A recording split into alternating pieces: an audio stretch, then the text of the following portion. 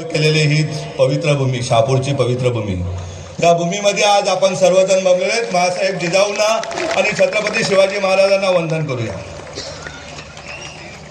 आजचा आपला कृतज्ञता सोहळा, दरवर्षीप्रमाणे कृतज्ञता सोहळा, ज्या मातांनी समाजासाठी आयुष्य अर्पण केलं त्या आपल्या सर्वांच्या मातोश्री महासाहेब जिजाऊपासून तर आता बसलेल्या विमलताई पष्टेपर्यंत ज्यांनी खास काळजी खाऊन गरिबीमध्ये आमच्यासारखी पोरं निर्माण केली त्या सर्व मातांना माझा नमस्कार. आज कृतज्ञता सोहळा बरोबरच आपण एक नवीन सोहळा आयोजित करण्यात आला की निर्धार, भिवंडी लोकसभा क्षेत्रातील निर्धार मेळावा. हो, आपल्याला करायचा आहे निर्धार शिक्षणाचा. आपण पाहतोय गरिबांच्या मुलांना, हजारो मुलांना शिक्षणाची व्यवस्था नाही आहे. आपल्याला या लोकसभा मतदारसंघातील प्रत्येक विद्यार्थ्याला गुणवत्तेचे शिक्षण मिळालंच पाहिजे, हा निर्धार करावायचा आहे. आज आपल्याला करायचा आहे आरोग्याचा निर्धार. गोरगरीब प्रत्येक व्यक्तीला ज्याप्रमाणे श्रीमंत अधिकारी लोक किंवा लोकप्रतिनिधी जशा आरोग्य सुविधा घेतात तशा प्रकारचा लाभ आपल्या प्रत्येक व्यक्तीला मिळाला पाहिजे, याचा निर्धार करावायचा आहे. आपल्याला निर्धार करावायचा आहे महिला सक्षमीकरणाचा. प्रत्येक महिला ही आपल्या पुरुषाबरोबरच खांद्याला खांदा लावून तिने काम केलं पाहिजे. ज्याप्रमाणे आता आपण मंचावर बघतोय तर एका बाजूला डेप्युटी कलेक्टर साहेब बसले तर एका बाजूला IIT झालेली आपली समृद्धी बसलेली आहे. त्याप्रमाणे प्रत्येक ताई आपली व्यवस्थित रोजगाराला लागली पाहिजे, हे आपल्याला बघायचंय.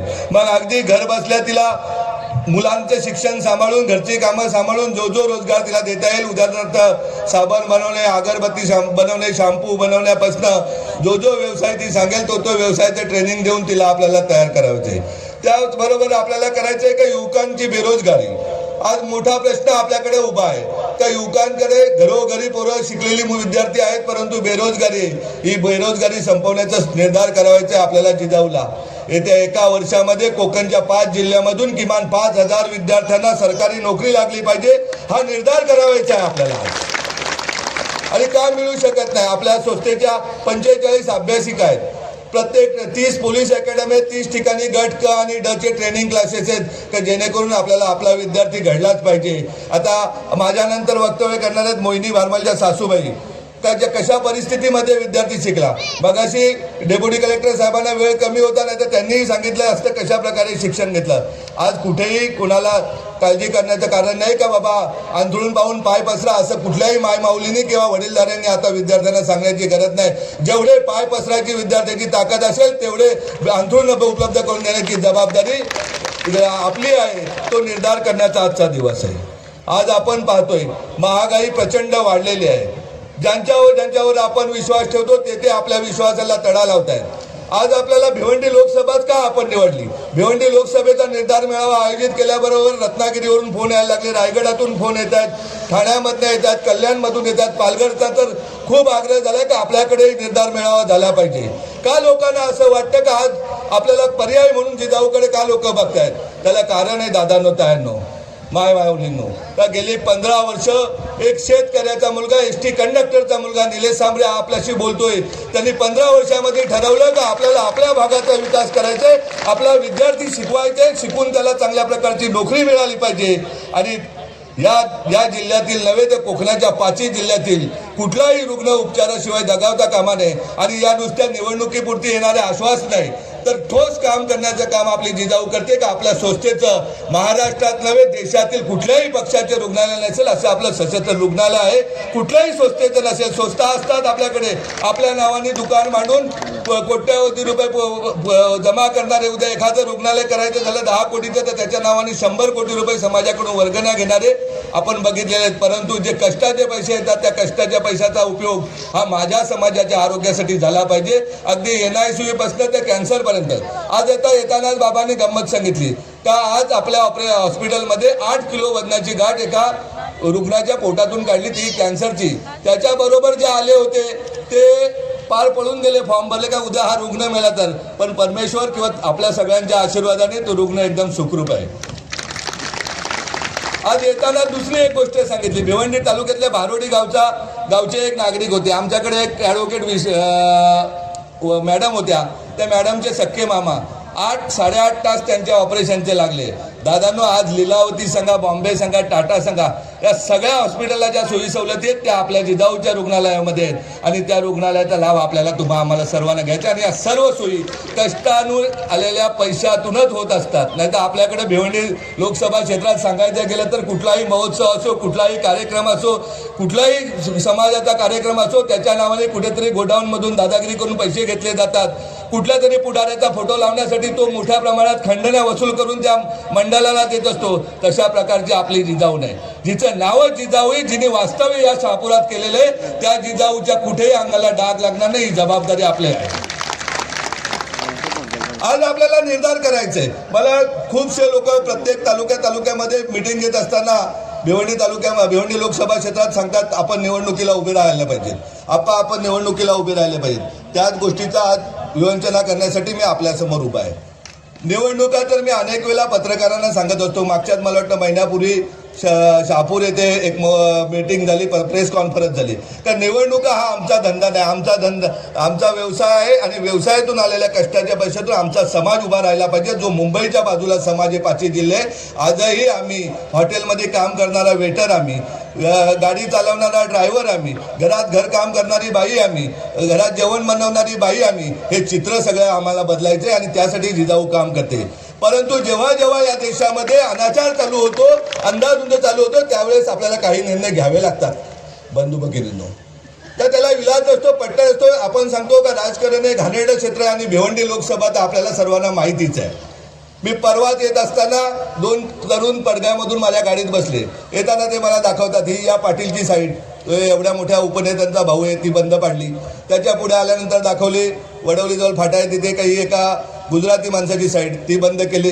त्याच्या पुढे आल्यानंतर राईट साईडला साईड दाखवली की शेतकऱ्याची साईड, ही बंद केली. जेव्हा राजकारणी मंडळी राजकारण सोडून, राजकारण हे समाजसेवेचे साधन हे समजून फक्त आणि फक्त पैसे कमावण्याचं किंवा दादागिरी करून गाव गुंडाप्रमाणे जर दादागिरी करून लोकांना जर त्रास देत असतील तर जिजाऊला राजकारणात उतरावं लागेल दादांना. जेव्हा जेव्हा अनाचार झाला, जेव्हा जेव्हा समाजावर संकट आलं, तेव्हा प्रभू रामाला जन्म घ्यावा लागला. तेव्हा छत्रपती शिवाजी महाराजांना जन्म घ्यायला लावला, डॉक्टर बाबासाहेब आंबेडकरांना जन्म घ्यावा लागला. आपण तेवढे मोठे नाहीत, परंतु एक शेतकऱ्याचा मुलगा जर एवढं करू शकत असेल, ज्या गावामध्ये 200 लोकवस्तीचं गाव आहे, तिथे 130 खाटाचं रुग्णालय, 8 CBSE स्कूल चालवत असेल, 45 अभ्यासिका चालवत असेल, तर त्याच्यासाठी निवडणूक हा काही नाही. मी शहापूरच्या पत्रकारांना सांगितलं, चहामध्ये बिस्किट खातात ना, याच्यापेक्षाही कठीण गोष्ट माझ्यासाठी निवडणूक नाही. कारण माझा जनसंपर्क गेले 15 वर्ष तळागाळातल्या शेवटच्या माणसापर्यंत जिजाऊ पोहोचलेली. माझा प्रत्येक कार्यकर्ता, माझ्या भगिनी, माझ्या कार्यकर्त्या भगिनी, या प्रत्येक शेवटच्या माणसापर्यंत कुठलाही रुग्ण असला तो आपल्या घरचा रुग्ण आहे समजून त्याला सेवा देत असतात. आणि या राजकारणाच्या पलीकडची आपली जिजाऊ आहे. जेव्हा समृद्धी IIT होते ना, त्याच दिवशी विचार केला का दरवर्षी आपल्या महाविद्यालयातून 40 विद्यार्थी IITला गेले पाहिजेत आणि इयत्ता 9वी पासूनच आपण JEE आणि नीटचे क्लासेस चालू केले आहेत दादा नव्हता. तर त्यासाठी आपण IIT टीचर आणलेले आहेत. कारण उद्याला झिनी पिकवायची असेल तर दाड्याचा भात लावून कधी झिनी पिकत नसते. झिनी पिकवायची असेल तर झिनीच लागते. त्या दृष्टीने आपण IIT टीचर आणलेले आहेत. आणि मी नक्कीच सांगतोय तुम्हाला का पुढच्या काही वर्षांतर किमान दरवर्षी 40 विद्यार्थी IITलाच जातील. किमान 40 विद्यार्थी गव्हर्नमेंट मेडिकल कॉलेजलाच जातील, MBBS साठी जातील. 40 विद्यार्थी नागनाथसारखे अधिकारी होतील आणि 40 विद्यार्थी आपल्याला न्यायव्यवस्थेमध्ये जातील. अशा प्रकारची व्यवस्था आपण निर्माण केलेली जातात. आपण भिवंडी तालुका लोकसभा सांगितलं तर फक्त आणि फक्त काय केलं आपल्या लोकप्रतिनिधींनी, जाब विचारू नये का आपण? किती रेल्वे गाड्या वाढल्या. या वाशिमच्या एका ताईंनी मला पत्र सांगितलं होतं, मी माननीय मुख्यमंत्री महोदयांना पत्र दिलं होतं का 1-1, 1.5 तासांनी संध्याकाळी गाड्या येत आहेत. किती लोकप्रतिनिधींनी प्रयत्न केला. अख्ख्या देशामध्ये रेल्वे स्टेशन सुशोभीकरणाचं काम आहे. आपल्या भिवंडी लोकसभेमध्ये किती सुशोभीकरणाची रेल्वेची कामं सुरू आहेत. भिवंडीच्या शहरातल्या लूमची अवस्था काय आहे. भिवंडीमधले बेरोजगारीचा विषय किती महत्वाचा आहे. भिवंडीमध्ये शेतकऱ्यांच्या जमिनी विकताना त्यांना त्रास देण्याचा सुरू आहे, तो त्रास कोण संपवणार. ते भिवंडीमध्ये आलेली टोरेंटोची विजेचा त्रास कोण संपवणार. कुठे गेले आपले कल्याण स्मार्ट सिटी आणि भिवंडी स्मार्ट सिटी बंधूंनो भगिनींनो. जेव्हा भिवंडीमध्ये फिरतोय ना तर पायपांवरनं चालत जायला लागतं. त्याच्यावरून आमच्या मायमाऊली चालत जातात दररोज. अगदी पोटातल्या बाळासहितही तयार जातात, वृद्ध आजोबा जातात, आजी जातात. कुठे आमचा विकास. शोधायचा का विकास आपण? आता शोधण्यापेक्षा 2024ची निवडणूक समोर आलेली आहे, सामोरं जाऊया आपण, काय होईल ते जाईल. मी तर अगदी संध्याकाळचा टाइम आहे, लक्ष्मीचा टाइम आहे, या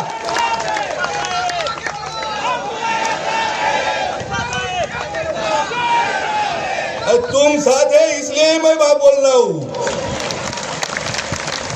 मला माहिती आहे माझ्याबरोबर या मायमाऊलींचा आशीर्वाद आहे, त्याचबरोबर सर्व धर्मगुरू, कारण जिजाऊ काय कुठली जात एक जात मात नाही, सर्व जातीपाती पलीकडे एक माणूस म्हणून काम करत असल्याने सर्वच धर्मगुरू आज आपल्याकडे आणि सर्वांचा आशीर्वाद आपल्याला आहे. त्यामुळे हार हा शब्द आपल्या डायरीत नाहीच आहे. मी आजही सांगतो, मी 2-3 प्रेस कॉन्फरन्स सांगितलं, ज्या दिवशी निवडणुकीला निलेश सांबरे फॉर्म भरेल त्या दिवशी 5 लाख मतांनी निवडून येईल, एवढं तुम्हाला 100% सांगतो.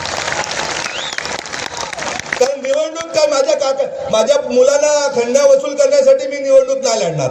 निवडणूक काय मी कुठल्या गोडाऊनवाल्याला सांगून मला टीव्ही पाठवून दे, मला फ्रीज पाठवून दे, तुझी तेव्हा शेतकऱ्याची जमीन विकायची तिथे दादागिरी करून नाही विकणार. निवडणूक ही डॉक्टर बाबासाहेब आंबेडकरांना अभिप्रेत असलेली लोकशाही देण्यासाठीच मी निवडणूक लढणार आहे. अगदी 100% सांगतोय, संध्याकाळचा टाइम आहे, राजकारणाचं दुकान बंद करण्यासाठी मी निवडणूक लढणार आहे. जेव्हा जेव्हा राक्षस अवतरतात तेव्हा तेव्हा प्रभू रामाला जन्म घ्यावा लागतो आणि आताच आपण प्रभू रामाच्या मंदिराचं उद्घाटन बघितलेलं, त्यामुळे आता आपणही विचार करूया. काय बोलतो? ही दहशत थांबवायची तर कोणाही तरी घरी शिवाजी जन्माला आलाच पाहिजे. नाही तर आपण बघतोय अनेक शिवाजींना आपण शिवाजी समजून त्यांच्या मागे लागतो आणि निवडणुकीच्या 4-8 दिवस अगोदर ते कुठेतरी गायब होतात, ते आपल्याला दिसतच नाही. हे सगळं बंद करायचे असेल तर तुम्हाला सांगतोय ताठ मानेने, राजकीय पक्ष हे सर्वच चांगले असतात, त्यांच्या घटना चांगल्या असतात, त्यांचे विचार चांगले असतात, परंतु एखाद्या व्यक्तीचं वृत्तीच वाईट असते की ती कुठेही गंगेच्या पाण्यात जरी धुतली तरी तिला पैसा, करप्शन अगदी 10 लाखाच्या कामापासून शेतकऱ्यांच्या जमिनीपर्यंत, गोडाऊनवाल्यांच्या धंद्यापर्यंत, छोट्या मोठ्या कामामध्ये कुठून पैसा मिळेल असं होतंय. त्यावेळेस आपल्याला राजकारणात पडावं लागेल दादा नव्हतं. आणि पडून आपल्याला काय राजकारण असते, काय सत्ता असते, जी बाबासाहेबांना अभिप्रेत असलेली सत्ता, शिवराज्य, रामराज्य आपल्याला आणण्यासाठी आपल्याला आम्हाला एकत्रितपणे काम करायचे. त्यासाठी मी एकटा लढू शकत नाही. मी तर सांगतोय माझा प्रत्येक मतदार, प्रत्येक कार्यकर्ता हा खासदार असेल, त्यामुळे तुम्हालाही कामाला लागायचे दादा नव्हतं.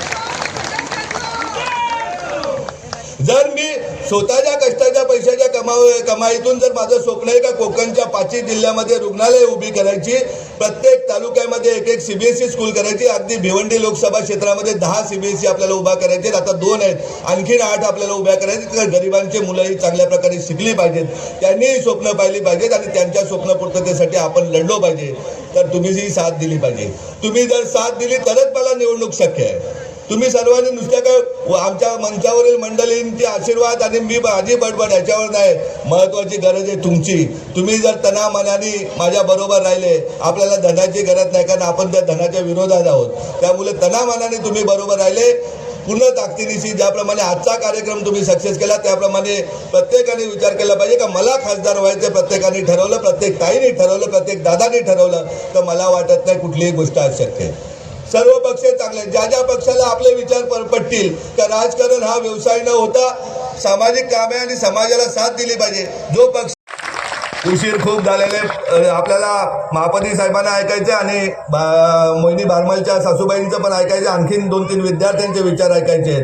म्हणून मी आता थांबतोय. पुढे 10 ते 12 दिवसामध्ये आपण पालघर लोकसभेचा एक मेळावा घेणार आहे. त्यानंतर बघूया कल्याण आणि ठाणा आणि शेवटचा मेळावा आचारसंहितेच्या अगोदर आपला रत्नागिरी असेल.